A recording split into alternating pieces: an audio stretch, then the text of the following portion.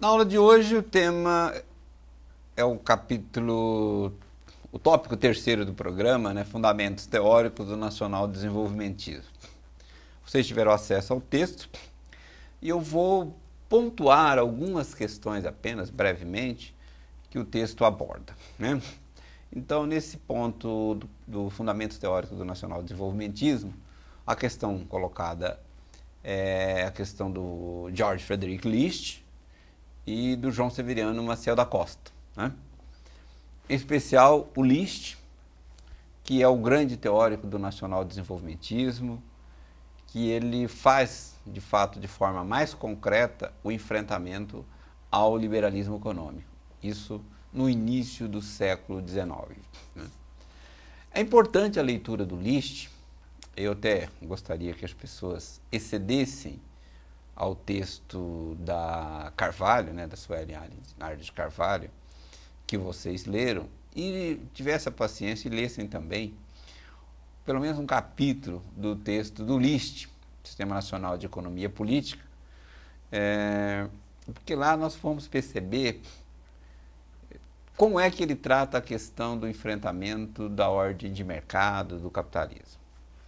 E ao contrário do que muitos imaginam, né, o List é bastante pragmático. Ele propõe a contenção da ordem do livre mercado, mas ele não propõe isso cegamente. O List, ele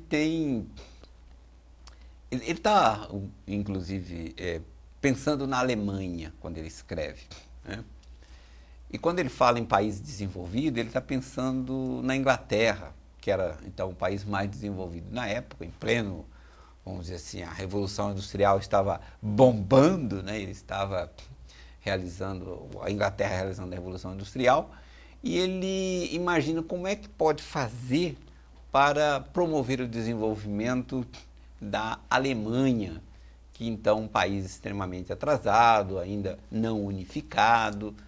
Então, a preocupação dele é com a Alemanha, por isso que ele imagina que se permanecesse a ordem de livre mercado, a indústria alemã não teria como sobreviver, dado a situação em que os produtos da Inglaterra eram produtos já de fábricas mais desenvolvidas, já com bastante know-how, e, portanto, produtos mais baratos, impediria, então, segundo a análise do List, a ascensão da indústria alemã, né? E aí o List é bastante pragmático. Ele diz que existem 3 fases do desenvolvimento. A primeira fase, que ele chama de fase de barbárie, portanto, nesse momento, um país que não tenha já uma indústria se iniciando, se ele for tentar produzir os bens que ele precisa para o seu consumo, ele não vai conseguir ter condição de servir os seus habitantes.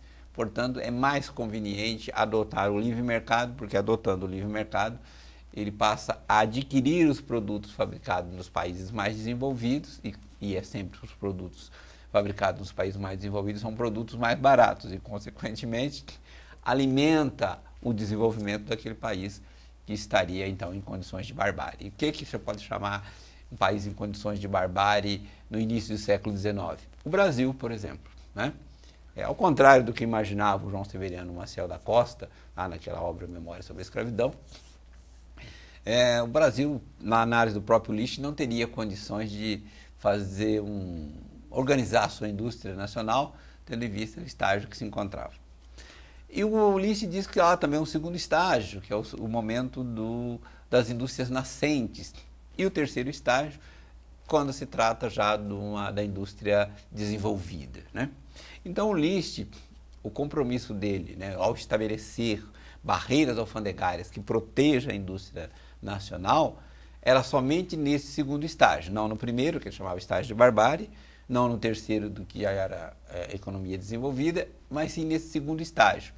E aí é interessante observar que o List, ao propor a adoção de medidas de barreiras alfandegárias nesse segundo estágio, ele não é dogmático, como, aliás, são muitos teóricos que surgem depois do século XX e até no século XXI, né, aqueles que defendem o fechamento contra a concorrência estrangeira. Ele dizia, o produto deve ter uma proteção contra a concorrência estrangeira de no máximo 45%.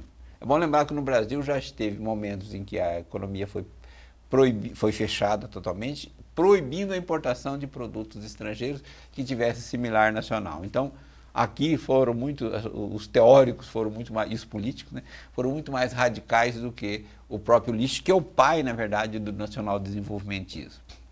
E ele diz mais, não é só estabeleceu esse teto de 45% de barreira alfandegária, como que as barreiras alfandegárias precisavam ser temporárias, elas não poderiam ser estabelecidas para durar eternamente, indefinidamente, né?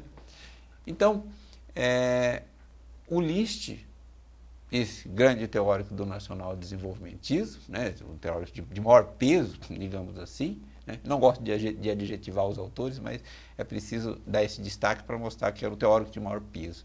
Portanto, aqueles que querem ser nacional-desenvolvimentista, nacionalistas, precisam ler o Licht, porque vão observar que ele, como pai da matéria, não é tão fechado como muitos que vieram posteriormente, né? Então, a questão que o Licht chama a atenção é para isso. Então, somente no terceiro estágio, quando as empresas já estiverem desenvolvidas, quando a indústria estiver desenvolvida, aí sim é preciso adotar o livre mercado para que os empresários não fiquem acomodados, né?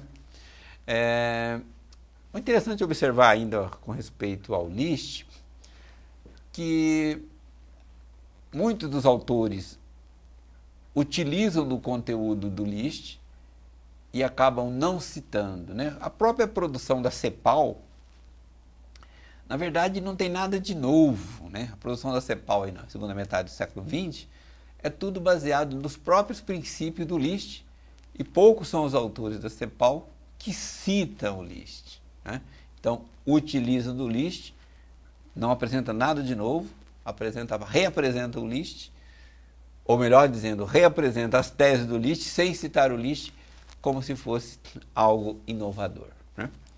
E aí tem uma questão interessante de observar também, que tem um texto do Marx, em que o Marx vai tratar o Licht não como um teórico progressista do desenvolvimento, mas que o Licht representava na Alemanha os empresários mais atrasados da Alemanha, portanto, eram empresários que não tinham condições de estabelecer e competir com as empresas estrangeiras. Portanto, precisavam desta proteção.